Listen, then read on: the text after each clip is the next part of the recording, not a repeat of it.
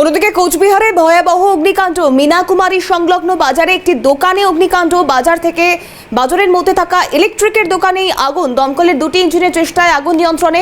ঘটনাস্থলে পৌঁছয় কোতোয়ালি থানার পুলিশ। ঘটনায় চরম আতঙ্কে স্থানীয় মানুষজন। বাজারে থাকা ইলেকট্রিকের দোকান, সেখানেই আগুন। দুটি ইঞ্জিনের চেষ্টায় আগুন নিয়ন্ত্রণে। গতকাল রাতে হঠাৎই আগুন লেগে যায়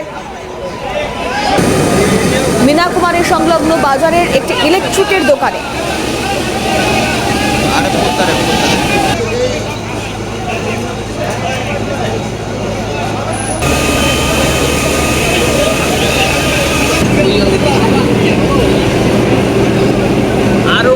মীনাকুমারী সংলগ্ন বাজারের একটি দোকান, অর্থাৎ ইলেকট্রিকের দোকান, সেই দোকানে আগুন। দমকলের দুটি ইঞ্জিনের চেষ্টায় আগুন নিয়ন্ত্রণে আনা সম্ভব হয়েছে। বিস্তারিত জানবো কি পরিস্থিতি, ঠিক কতটা ক্ষয়ক্ষতির পরিমাণ এখনো পর্যন্ত স্পষ্ট হচ্ছে। শশীকেশ জানাবে বিস্তারিত। শশীকেশ,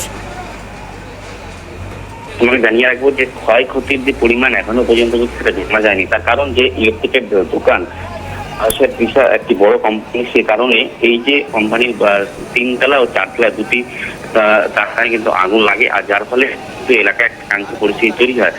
ঘটনাস্থলে প্রথমে দুটি ইঞ্জিন এলেও সেটা কিন্তু আগুন নিয়ন্ত্রণে আসতে পারেনি। পরবর্তী আরেকটি ইঞ্জিনকে নিয়ে আসা হয়। মোট 3টি ইঞ্জিনকে আগুন নিয়ন্ত্রণে আনার চেষ্টা করে। প্রায় 7 থেকে 8 ঘন্টার চেষ্টায় কিন্তু সেই আগুন কিন্তু নিয়ন্ত্রণে আসে। তবে এই দমকলের যে পরিকাঠামো, সেটা নিয়ে কিন্তু একটা প্রশ্ন তুলে দিয়েছেন এলাকার মানুষ। কারণ যেভাবে শহরে বিল্ডিং বাড়ছে, সেই ক্ষেত্রে এই যে উচ্চতা বিল্ডিং এ ফায়ার ব্রিগেড থেকে আগুন নিয়ন্ত্রণে আনার যে পরিকাঠামো, সেটা কিন্তু নেই, এমনটাই কিন্তু প্রশ্ন তুলেছেন এলাকার মানুষ। তবে খবর পাওয়ার পরে সেখানে কিন্তু পুরসভার চেয়ারম্যান থেকে শুরু করে রাজনৈতিক নেতারা কিন্তু সেখানে উপস্থিত হয়েছিলেন। আর পরিকাঠামোর যে বিষয়, সেটা কিন্তু রীতিমতো স্বীকারও করে নিয়েছেন জেলা তৃণমূলের সভাপতি। তিনি গোটা বিষয়টি নিয়ে আজকে দমকল বিভাগের সঙ্গে কথা বলে পরিকাঠামো কতটা অসুবিধা রয়েছে সমস্তটাই তুলে ধরবেন মন্ত্রী সুজিত বসুর কাছে, এমন জানিয়েছেন। থেকে ধন্যবাদ শশীকেশ। কোচবিহার পৌরসভার চেয়ারম্যান রবীন্দ্রনাথ ঘোষ কি জানাচ্ছেন শুনবো। পোদ্দার বিল্ডিং এ 3তলা এবং 4তলায় ভয়াবহ অগ্নিকাণ্ড ঘটনা ঘটে।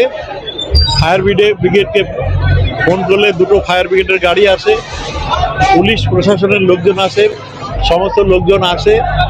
ফায়ার ব্রিগেড চেষ্টা করতেছে যে জল দিয়ে আগুনটা নেভাতে, কিন্তু ওখানে যে কাচের জানালা, সেই জানলা আগে ভাঙার ব্যবস্থা জেসিবি দিয়ে করা হলো। এখন জলটা ভিতরে গেলে আগুনটা কন্ট্রোলে আসবে বলে আমাদের ধারণা। ভয়ের কিছু এই মুহূর্তে দেখতে পাচ্ছি না।